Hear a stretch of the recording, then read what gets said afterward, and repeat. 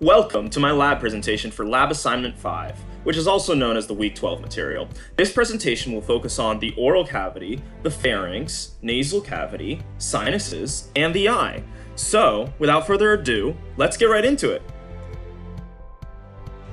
Alright, to begin, we have the oral cavity. The oral cavity is commonly known as the mouth and has more structures than you think. The first structure we will focus on is teeth. A normal adult has 32 teeth, excluding the wisdom teeth, which are also known as the third molars. Starting at the middle, humans have 4 incisors adjacent to each other on one side of the mouth, which adds up to 8 total incisors. These teeth are used for cutting and shearing food into small chewable pieces. Next to the incisors, we have a single canine on each side, which adds up to 4 canines in total. These are used to grip and tear food, such as like hard meat. Next to the canine, we have a pair of premolars on each side, which adds up to 8 in total. These leave the molars, which are the pair of flat teeth on the ends of either side. This leads up to 8 molars in total, and they're the best for grinding down food. There are typically third molars that develop behind, which are known as the wisdom teeth, as mentioned before, but these are typically removed due to the risk of displacing other teeth. An easy mnemonic to remember the order of the teeth, which are incisor, canine, premolar, and molar, in case you already forgot, is ice cream pacifies mood. This is kind of useful because who doesn't feel better after eating some ice cream? Once you move into the oral cavity, there are many structures to focus on. The first one is the fan-shaped extrinsic muscle that forms the majority of the tongue, known as the genioglossus. It attaches to the mental spine of the mandible, which is a small notch on the posterior side of the mandible, or the jaw, for layman's terms. Under the genioglossus, there is the mylohyoid muscle, which is a muscle that runs from the mandible to the hyoid bone, forming the floor of the oral cavity. Fun fact, it is named after its 2 attachments near the molar teeth, hence mylo, and it's also attached to the hyoid, hence mylohyoid. Moving back on the tongue, there's a V-shaped groove known as the sulcus terminalis that separates the anterior 2/3 of the tongue from the posterior third. The clear distinction is that the tongue becomes bumpier beyond this point because of the circumvallate papillae are here. This is typically where you see taste. On the roof of the oral cavity, there is a hard bone anteriorly that is known as the hard palate. As soon as you move further back, the roof becomes exclusively muscle, so it's softer. This is known as your soft palate, and you can actually feel the transition if you move your tongue on the roof of your mouth from the front to the back. What most people do not notice is that the soft palate extends further to create the uvula, which is the hanging tissue at the back of your mouth. If you ever watched Avatar: The Last Airbender, this is what Sokka calls his throat hole flap. Moving beyond pop culture references, the next structures to notice are the palatopharyngeal arch and the palatoglossal arch. These are the arches that can be found at the back of the mouth. Specifically, the palatoglossal arch is the tissue arch that attaches to the uvula. Posteriorly, the palatopharyngeal arch can be found in the pharynx. Just to note, the arches actually were mixed up in the image that you see, so I will fix that up now. After, we return to the mandible, where we find the second largest salivary gland inferior to the tongue, which is known as the submandibular gland. It is separated into 2 different lobes by the mylohyoid muscle we described earlier. In the same area, we can find the hypoglossal nerve, otherwise known as cranial nerve 12, which enters through the hypoglossal foramen in the occipital bone and is the somatic motor innervation to all the tongue muscles. The next section is the pharynx. The pharynx is the cavity behind the nasal cavity and the oral cavity. One of the major bones that support this area is the hyoid bone, which is a U-shaped bone in the neck which supports the tongue. It is attachment for a lot of muscles, but does not actually connect to any other bones directly. As for the structure of the pharynx, it is split into 3 different areas. The most superior area is behind the nasal cavity and is known as the nasopharynx. Moving inferiorly, there's the oropharynx, which is behind the oral cavity. Finally, we have the area after the hyoid bone and before the epiglottis, which both air and food travel through. This is known as the laryngopharynx.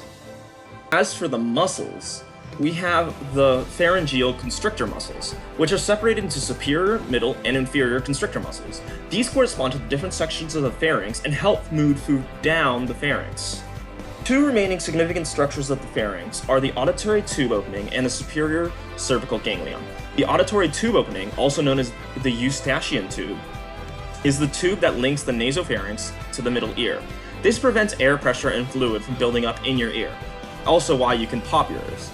As for the superior cervical ganglion, it is the only ganglion in the sympathetic nervous system that innervates the head and neck. It is found next to the internal carotid artery. To put everything we have learned so far together, we're going to talk about swallowing.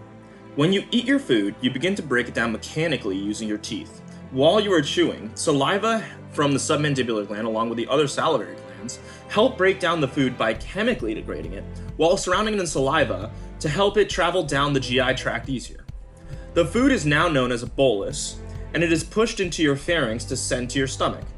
However, as we explained earlier in the pharynx, the bolus has more than one pathway to go potentially, so how do we control where it moves? I'm glad you asked. The way this is achieved is by blocking off all the other pathways. The tongue is the first to push the bolus back, and then it blocks the oral cavity as you swallow by pushing the tongue up onto the hard palate. Meanwhile, the soft palate is pushed upwards, blocking the narrow pharynx. Thank God. The pharyngeal muscles constrict and move the food inferiorly to the laryngopharynx. However, there are two pathways for it to go, the larynx, which travels to the lung, and the esophagus, which travels to the stomach. So how do you move the bolus to the stomach and not to the lung? Simple! The epiglottis is a small piece of cartilage above the larynx, which is pushed to cover the larynx when food is traveling, which leaves the bolus to the stomach since it's the only fast way for it to travel. From here, the food is digested via the GI tract. Pretty neat!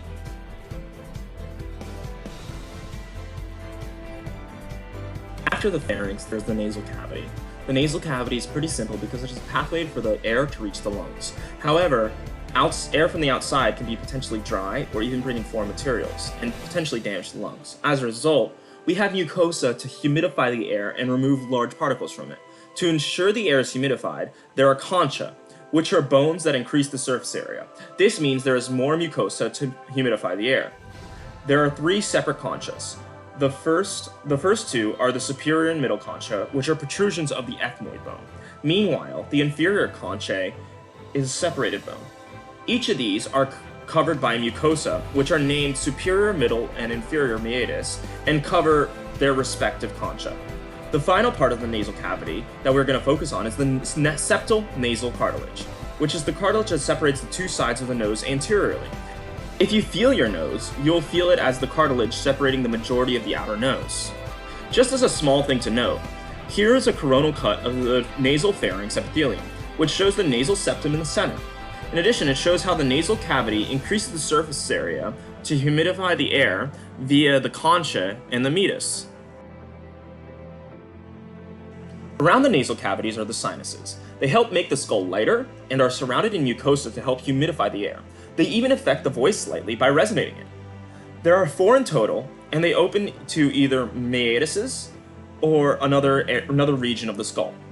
At the middle meatus, there is the frontal sinus, which is located above your nose. In addition, the maxillary sinus is located here, which is primarily found in the cheek region. At the superior meatus, there is the ethmoid sinus, which is found as multiple smaller compartments, lateroid to the sphenoidal sinus. The ethmoid sinus also opens partially to the middle meatus. Finally, there's the sphenoid sinus, which is located posteriorly to the nasal cavity and opens to the sphenoethmoidal recess. It is the only sinus that does not connect to a meatus directly. The final section is the eye. For our lab, we used a sheep eye specifically. The eye is a complicated structure, so I'll move through it as one section at a time. Starting with the layers of the eye, there are the sclera, choroid, and the retina.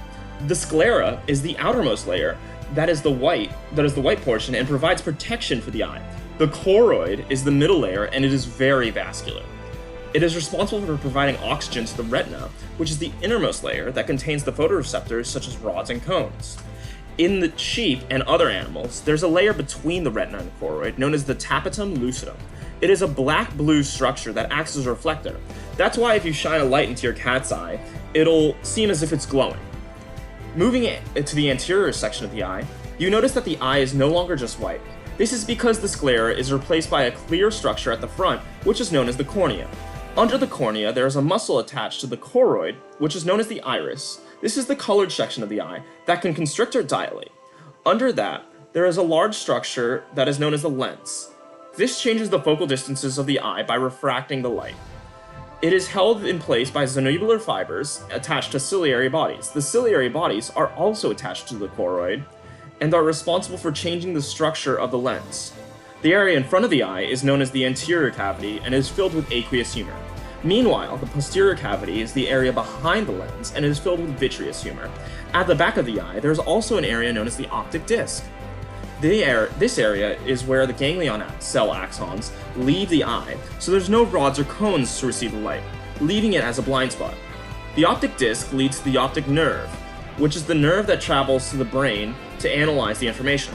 However, the optic nerve does not move straight back to the brain. Rather, the right and left sides cross over in an X structure known as the optic chiasm. To summarize all of the information in the eye that we just went over, let's talk about a clinical application. Blindness is one of the most severe symptoms that will affect a person's daily life. Glaucoma is one of the leading causes of blindness due to the degradation of the optic nerve. This occurs because of the increased pressure in the eye, specifically in the anterior cavity. In normal eyes, the aqueous humor is typically drained via ducts around the iris. This helps regulate the pressure of the eye.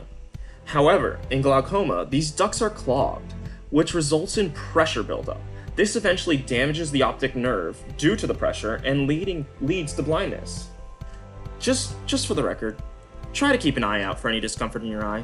It's for your own health.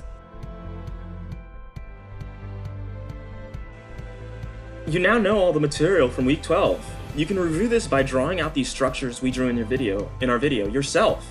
With nothing else to teach you, I wish you luck in your future endeavors. This is Carlos, signing off.